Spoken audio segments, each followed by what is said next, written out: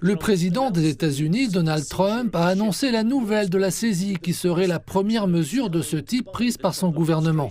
Une vidéo spectaculaire du département de la sécurité intérieure montre des hélicoptères s'approchant du navire avant que des soldats armés ne descendent en rappel sur le pont et se déploient pour prendre le contrôle du navire. Washington accuse le Venezuela d'utiliser le pétrolier pour transporter du pétrole brut vers l'Iran en violation des sanctions américaines. Comme vous le savez probablement, nous venons de saisir un pétrolier au large des côtes vénézuéliennes. Un grand pétrolier, très grand. Des images satellites montrent le navire ainsi qu'un autre actuellement positionné au large des côtes vénézuéliennes. Cette saisie intervient dans un contexte de renforcement massif de la présence militaire américaine dans les Caraïbes, avec notamment le déploiement de moyens supplémentaires vers une base navale à Porto Rico.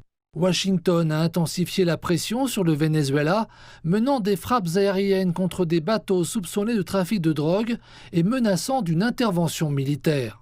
Mercredi, la Chambre des représentants a approuvé le projet de loi annuel sur les dépenses de défense, allouant plus de 900 milliards de dollars au Pentagone pour l'année à venir.